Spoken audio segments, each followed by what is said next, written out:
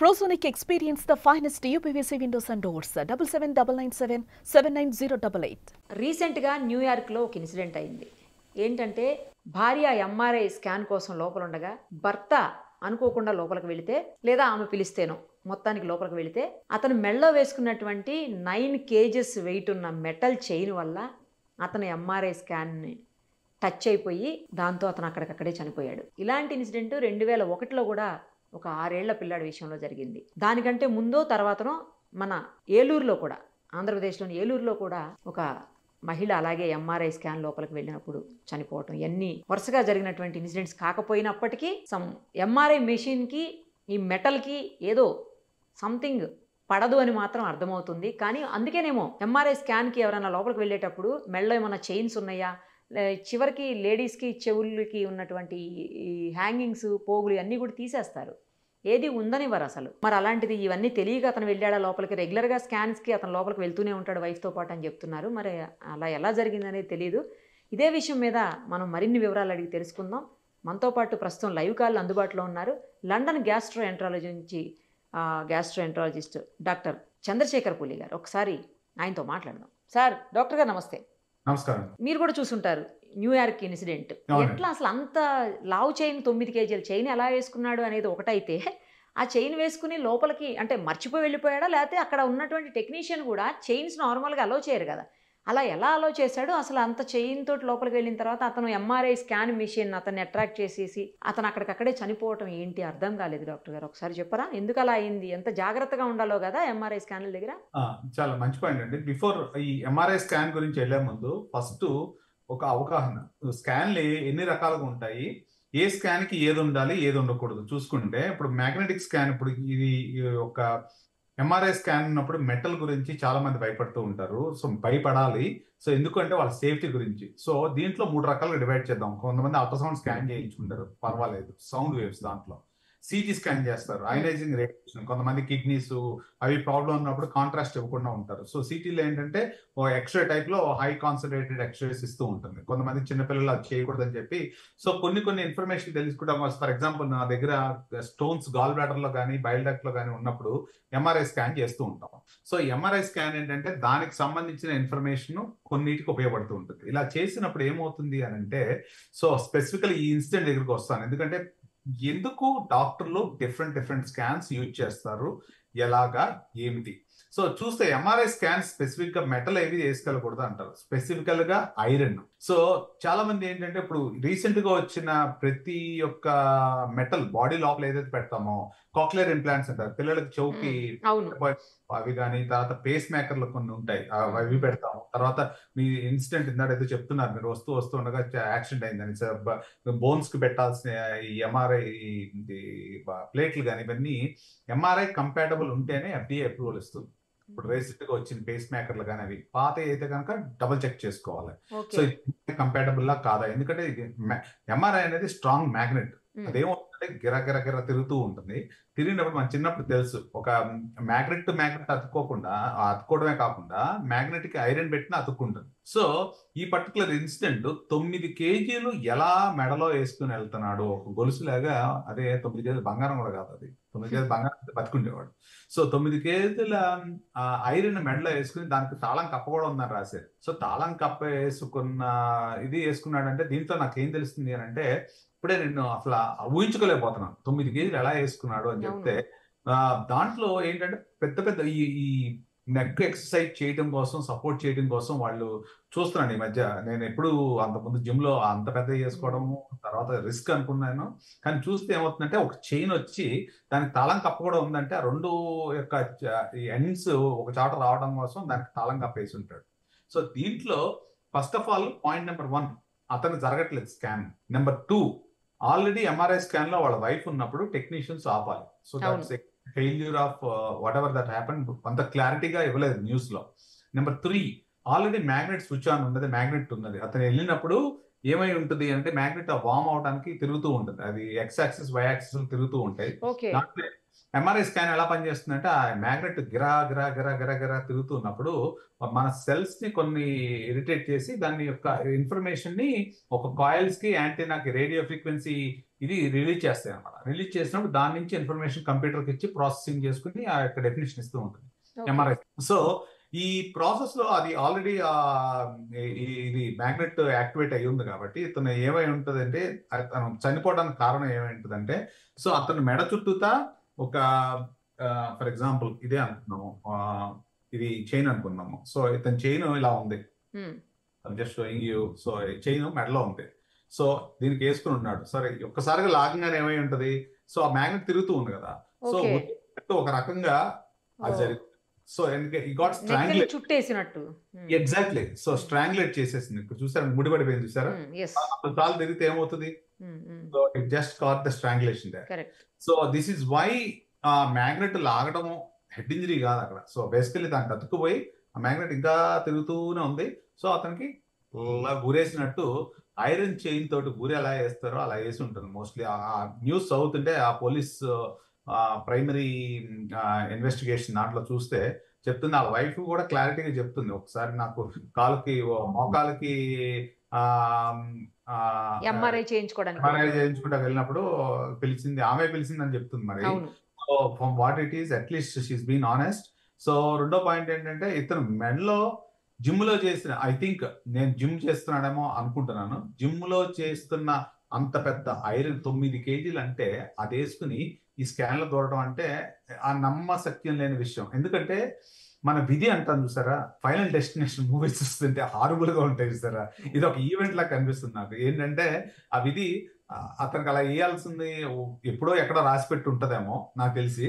So మరి దారుణంగా ఉంది. ఫైనల్ డెస్టినేషన్ 5 చూసిన తర్వాత ఇది 6 లాగా అనిపిస్తుంది నాకు, అంత దారుణంగా. సో ఇంకొకటి కూడా మీరు 2001 లో బేబీది కూడా చూసినప్పుడు, ఆ బేబీకి ఆక్సిజన్ సిలిండర్ రూమ్ లో ఉంటే ఈ మ్యాగ్నెట్ తిరుగుతూ ఉన్నప్పుడు ఆ చిన్న పిల్లవాడికి ఆ ఈ స్కల్ లోకి ఆ యొక్క ఆక్సిజన్ సిలిండర్ దూరిపోవడం అనేది, I mean I can't believe it.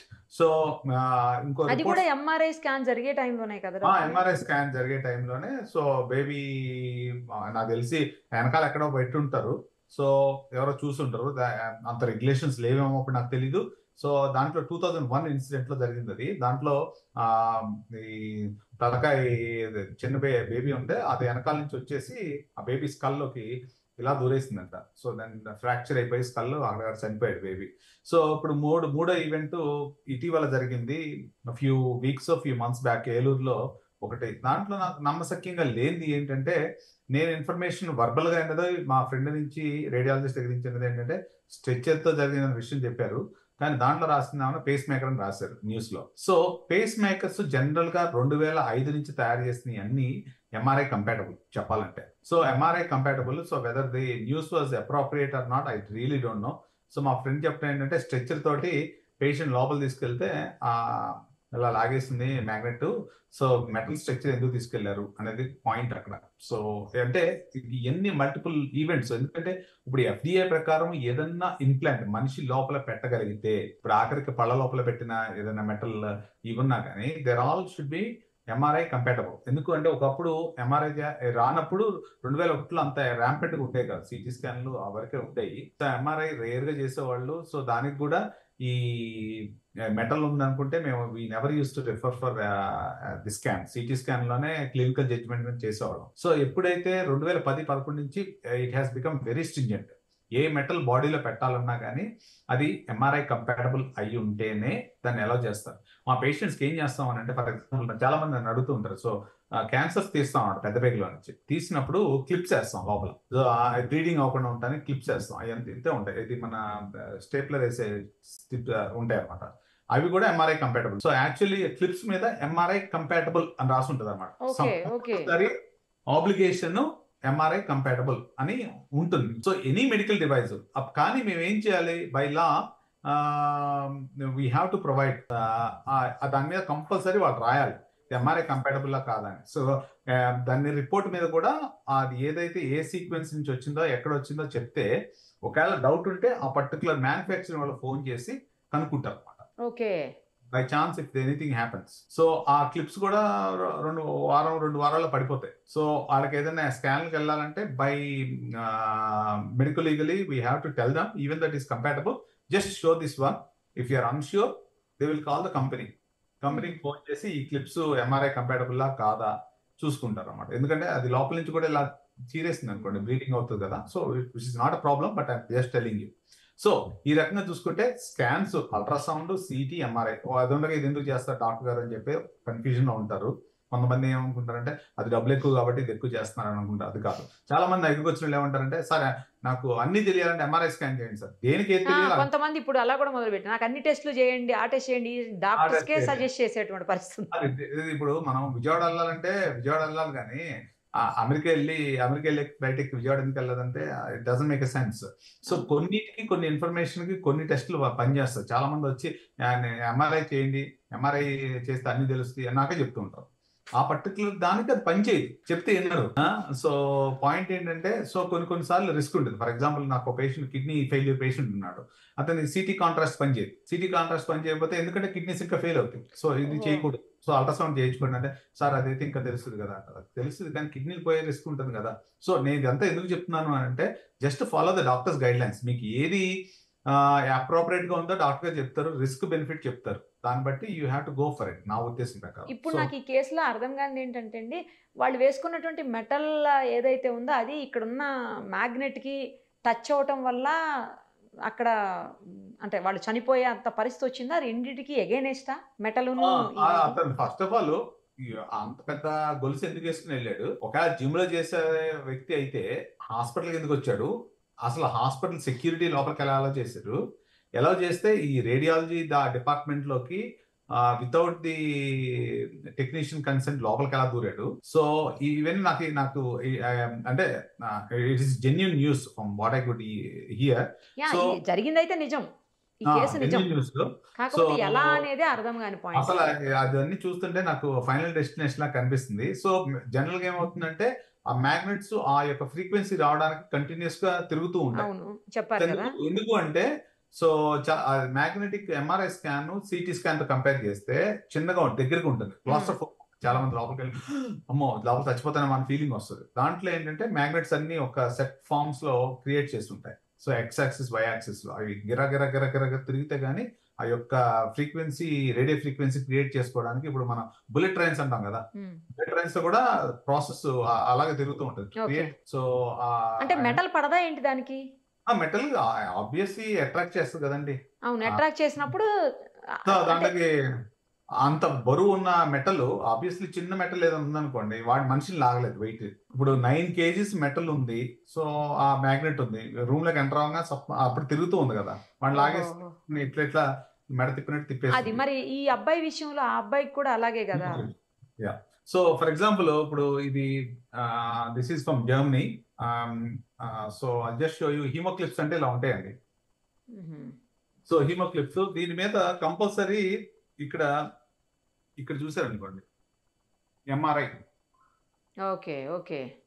So medical device ఏదన్నా ఉన్నా కానీ దాంట్లో రాసి ఉంటుంది అనమాట. సిఈ సర్టిఫైడ్ అంటే ఈ యూరోపియన్ సిఈ సర్టిఫైడ్ అంటారు అనమాట. యుఎస్ లో అయితే ఎఫ్డిఏ అప్రూవ్డ్ అంటారు. సో ఆర్ఎక్స్ ఓన్లీ అంటే డాక్టర్ ప్రిస్క్రైబ్డ్ ఓన్లీ, ఇష్టం వచ్చినట్టు ఎవరు పడితే తయారు చేయడానికి లేదు, వేయడానికి లేదు. సో ఇది స్టెరైలా కాదా? It is sterile. తర్వాత ఈ కింద ఎంఆర్ఐ కంపాటబుల్ అనేది కంపల్సరీ మెడికల్ డివైస్ మీద కంపల్సరీ ఉండాలి. లాస్ట్ వన్ ఇన్ఫర్మేషన్ అయ్యని పెట్టాడు. సో ఇది మనం ఏం చేస్తామంటే పేషెంట్ కి ఫర్ ఎగ్జాంపుల్ తీసాను చూసారు, అది తీసి నోట్స్ లో పెడతాం. ఇది వాళ్ళు బార్కోడ్ స్కాన్ చేయగానే ఆ పర్టికులర్ డిపార్ట్మెంట్ కి డౌట్ ఉంటే ఫోన్ చేస్తారు. Okay okay. సో మీకోసం I know it is sterile, I cannot ఇది కొద్దిగా పర్లేదు వద్దులేండి, ఓపెన్ చేయకండి. పర్లేదు అంటే జనాలకు ఉపయోగపడుతుంది అంటే. So this is from UK. So దీంట్లో ఏమవుతుంది అని అంటే, from this side hold it from. So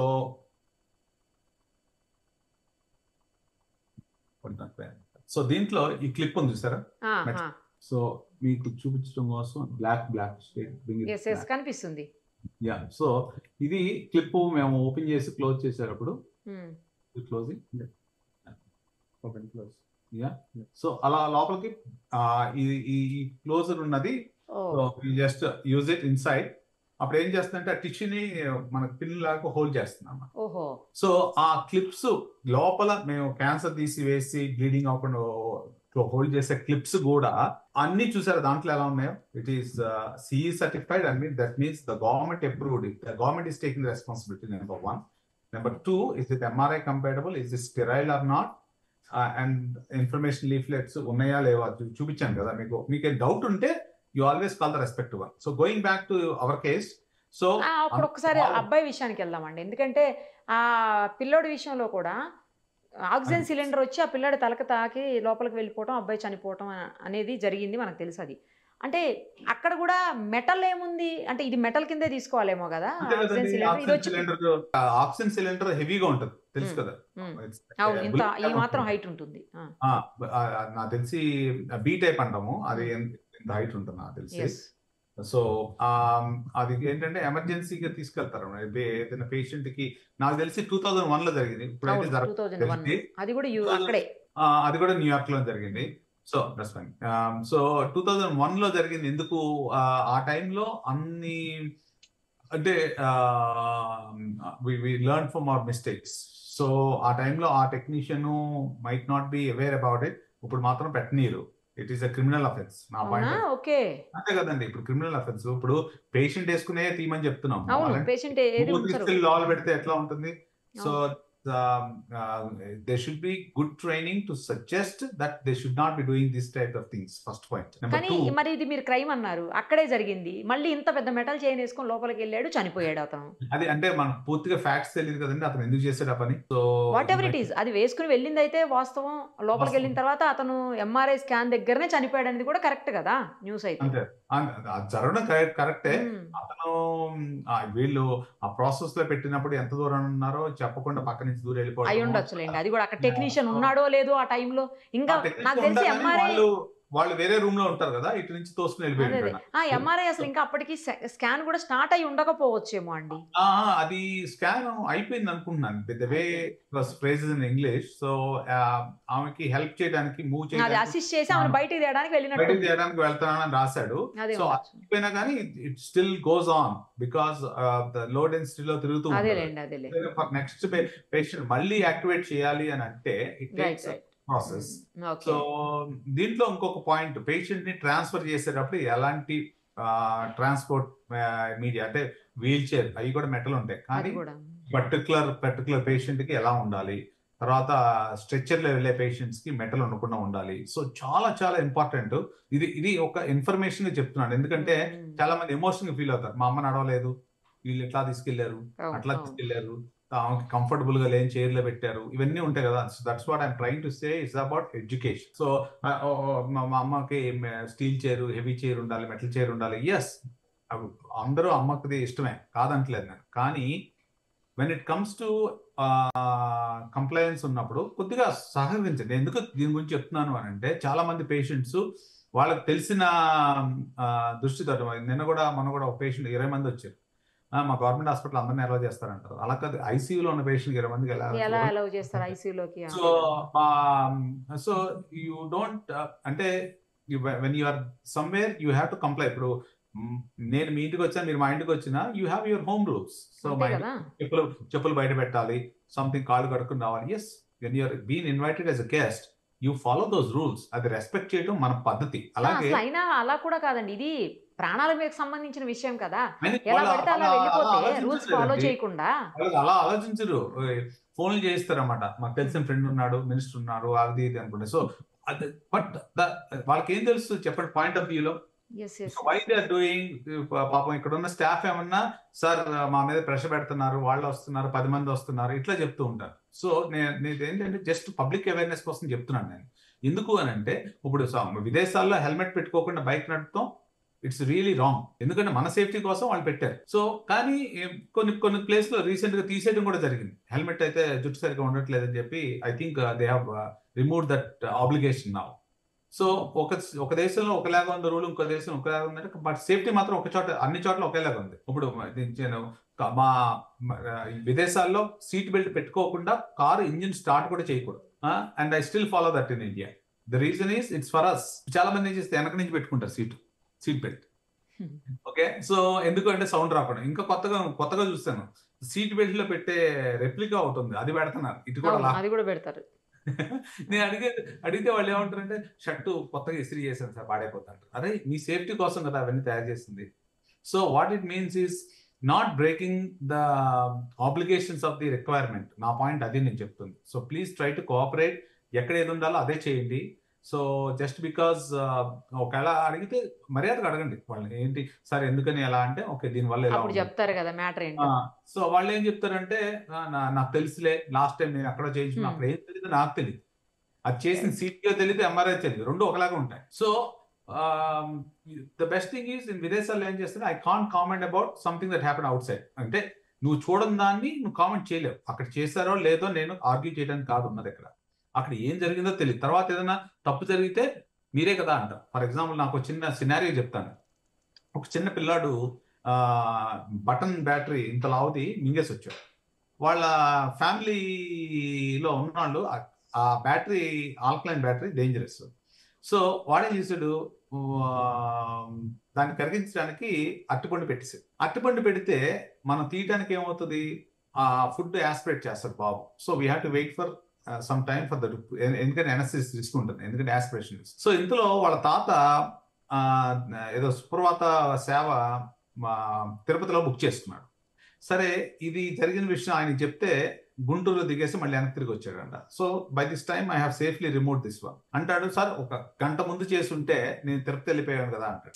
అదేంటి బాబు మీకు జరిగిన విషయం ఫుడ్ తిన్నాడని చెప్పారంటే, తిన్నానులేండి మీ దగ్గర, అయినా ఏముంటుంది రిస్క్, ఆ రిస్క్ తగ్గించడానికి కుదరదా అంటాడు. అది కాదు పాయింట్ ఇక్కడ. సో మా ఎన్ఎస్సిస్ కూడా అన్ని గైడ్ లైన్స్ చూపించినా నాకు అది తెలుసు ఇది తెలుసు, నువ్వు గ్యాస్ట్రోంటాలజిస్ట్ అయితే డైజెషన్ చేయడానికి ఏమి ఇవ్వలేవా, ఇట్లాంటివన్నీ మాట్లాడుతుంటారు. అంటే అది మూర్ఖత్వం తెలియదు, లేకపోతే ఏంటో తెలియదు. ఒక చిన్న బాబుకి ఫుడ్ లంగ్స్ లో పడిపోయేదని అయితే ఏమవుతుందండి. అప్పుడు వరకు మీరు దేవుళ్ళు అన్న వాళ్ళ కొడుకు వాళ్ళ నాన్న రాగానే మా నాన్న తిరుపతి వెళ్ళేవాడు కదా, ఇదంతా బయటకు వచ్చేసిన తర్వాత చాలా సేఫ్ గా 2 minutes అయిపోయింది. ఐ ఫెల్ట్ సో హ్యాపీ, నేను ఒక పిల్లని బతికిచ్చానని చెప్పి. సో వాళ్ళది ఏంటంటే ఇదంతా అయిపోయేసరికి రియల్ సినారియో కమ్స్, నేను తిరుపతి వెళ్ళిపోయేవాడిని మీరు ముందే తీసుకుంటే 1 hour 1/2 hour డిఫరెన్స్ కి. సో సేఫ్టీ అనేది important, less the professional business. మీరు చెప్పిన తర్వాత నాకు ఒకటి బాగా అర్థమైంది ఏంటంటే, ఈ ఎక్స్రేస్, సిటీ స్కాన్లు, ఎంఆర్ఐలు ఇలాంటి చోట్లకి లోపలికి అనవసరంగా వెళ్ళకూడదు. ఒకవేళ వెళ్ళాల్సిన పరిస్థితి వస్తే మన దగ్గర ఏమున్నాయి, మన బాడీ మీద ఏమున్నాయి ఏంటి చెక్ చేసుకొని అవన్నీ రిమూవ్ చేసి విత్ టెక్నీషియన్ పర్మిషన్ మాత్రమే వెళ్ళాలి. పర్మిషన్ తోటి డూస్ అండ్ డోంట్స్ ఉంటాయి. వాళ్ళ యొక్క దీనికి మీకు చాలా కేర్ఫుల్ గా ఉండాలి. మీకు డౌట్ ఉంటే కనుక యూ రిఫర్ టు అప్రోప్రియేట్. నా పేస్ మేకర్ ఉన్నా కానీ I don't see, I call the cardiologist. Cardiologist చేసి sir is it MRI compatible or not, then I will ask the radiologist to speak to the cardiologist. నేను involve అవును. ఎందుకంటే that's because we need to respect jobs. నా point of view. Thank you doctor గారు, thank you so much. Thank you very much. Suman టీవీలో మీ personal and business promotions కోసం కింది నెంబర్కి contact చేయండి.